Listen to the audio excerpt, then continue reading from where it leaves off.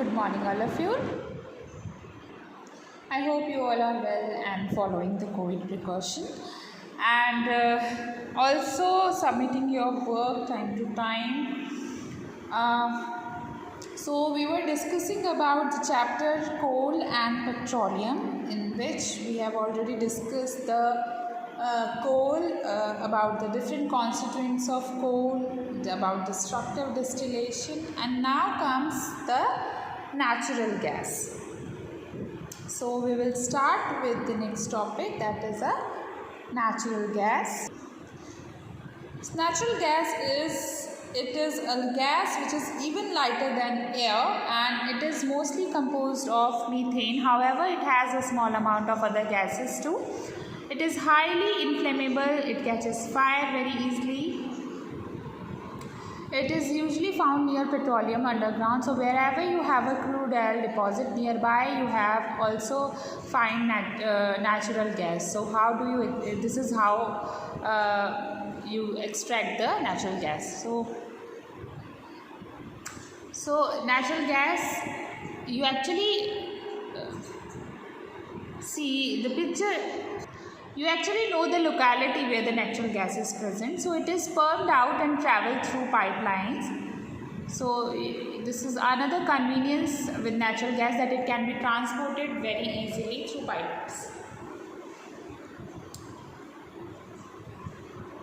So this was a quick recap of natural gas. We have already discussed about natural gas in the previous video. So now we will learn about some importance of this. So it is easy to transport. You just bring the gas out from underground anywhere where you have a crude oil deposit. Nearby that you have a natural gas deposit as well, and that you start distributing it with pipeline. It can be used as a fuel in a vehicle, and it can act as a better fuel in vehicle when compared to petrol and diesel. Do you know why? Because it causes very less pollution when compared to petrol and diesel. And in case of petrol and diesel, when you burn, they leave a lot of residue. What is that residue? Those residue are nothing but the smoke. So they causes pollution. So in case of CNG, they release very less residue. That means the fuel is more efficient. There will be less smoke produced also, so less environmental pollution. So we can maintain a cleaner environment by using natural gas as a motor fuel. That is why CNG, which is nothing but a compressed natural gas, so this is called compressed natural gas. So it is preferred as a motor fuel over petrol and diesel. In fact, in Delhi, a couple of years back, the government has passed a notice that all the public transport vehicles, all the autos, everything need to run on CNGs, and that's how it could reduce to a great extent the environmental pollution. So these are some of the importance of natural gas. Now when we talk about exhaustible resources, that is those resources which have in limited stock, it becomes very important to talk about sustainable management. In fact, management is important because we need to manage the resources in such a way so that they are made available to future generation as well. So let us see what exactly the sustainable management talks about. So what is the meaning of sustainable? Sustaining, to sustain something, to keep something for a coming generation. So management of natural resources in such a way that basic need or dependency from these resources is met. It is not that we just want to preserve it for a future generation at the cost of present generation. Obviously the basic necessity can be done. We have already studied about this, about sustainable management, and about the reduce, recycle and reuse. These are very important. You have to just go through with it. And some of the example how we can use the energy judiciously. So prefer stair over lift. You can actually you can prefer stair over lift. So prefer stair, prefer tube light over bulbs, prefer cycling over bus, prefer bus over car. So with this we have already reached toward the end of this chapter, and I have already completed this chapter in the previous video. So today I was giving you the some of the recap of that chapter, and now we will discuss some of the questions of this chapter. So let us quickly some of the questions. Question number 1. What are the advantages of using CNG and LPG as fuels? So the most important advantage is that they causes less environmental pollution because they leave very small amount of residue when burned.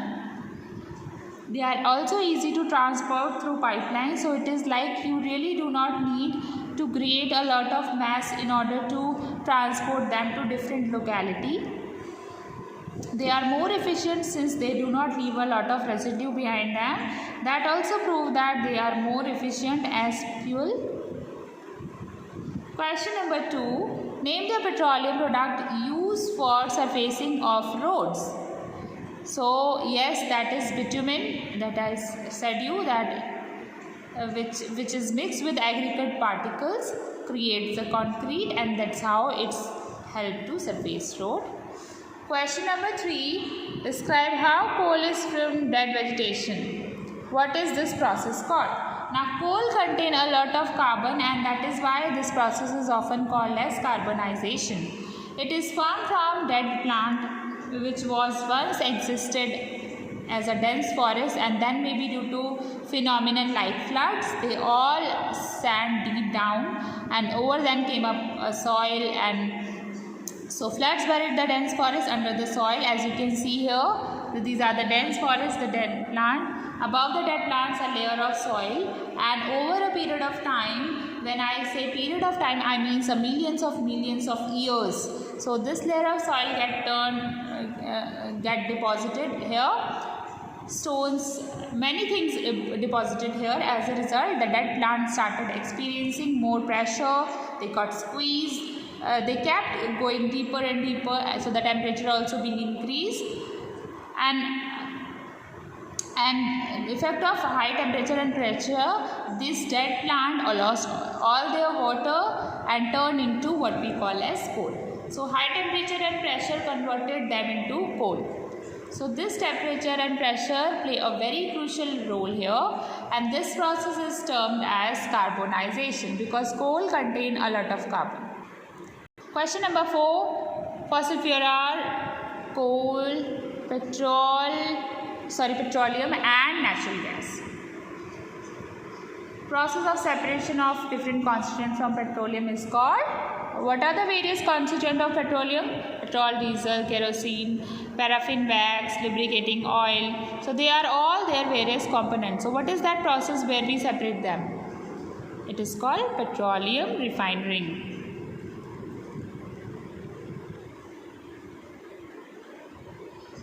Least polluting fuel for vehicle is CNG, that is compressed natural gas, because it leaves very little residue when burned, and that's how it's more efficient. It causes least environmental pollution. Question number 5. Take true false against the following statement. Fossil fuel can be made in laboratory. Absolutely false, because fossil fuels take millions and millions of years for their formation. So if you try to make in the laboratory, you cannot manipulate the time. CNG is more polluting fuel than petrol. Well, not really. In fact, it is just the opposite. CNG is less polluting. Coke is almost pure form of carbon. Yes, absolutely. As I said, Coke contain almost 60% of carbon. So obviously it is a pure form. Coal tar is a mixture of various substances. Yes, that is again true. Kerosene is not a fossil fuel. Again, that's false. From where do we get kerosene? We get it from petroleum, and it is a fossil fuel, so kerosene is also a fossil fuel. Question number 6. Explain why fossil fuel are exhaustible natural resources.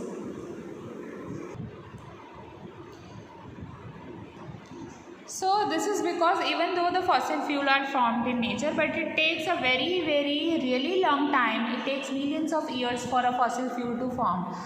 But the time which it take place to get utilized, that is very less. You just burn fossil fuel and they are all gone. So it doesn't really take much time to utilize the fossil fuel, but it takes a huge amount of time for their formation. So that is why we say that these are exhaustible resources. So once you use the fossil fuel, you cannot reuse it again. So that way it is not really well. Once you use it up, it's time to get finished. You just have a limited stock for a longer period of time. So that is why we need to use it judiciously. So fossil fuel are formed from dead plants and animals, and the high temperature and pressure over several million of years.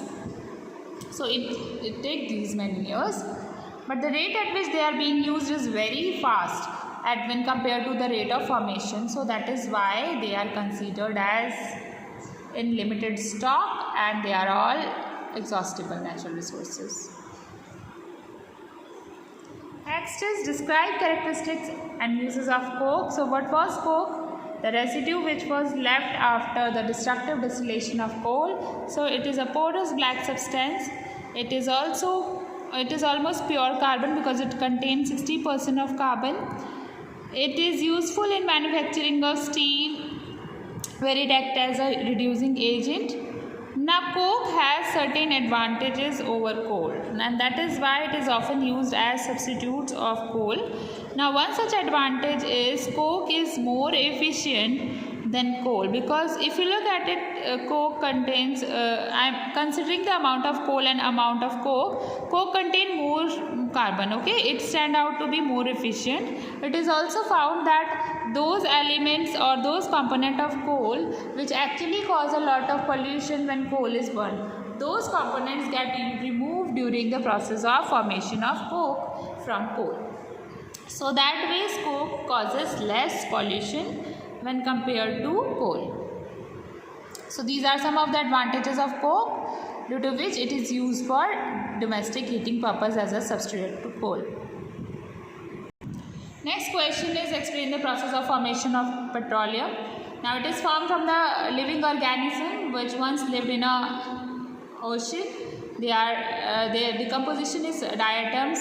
They went down towards the sea floor, and then over a period of time, soil and rock and all those things started getting deposited over this, and now when actually time passing by, they kept on going deeper and deeper, so the temperature increased, and this high temperature and pressure, these dead organisms turned into oil and what we call as petrol. So that's how petroleum was formed. So with this we reached toward the end of this lesson. I hope that this lesson would have helped you to understand about these extremely useful exhaustible resources, and you would have also learned how can we actually judiciously use these natural resources so that they can be stored for a future generation as well. So see you all in the next lesson. Thank you, students.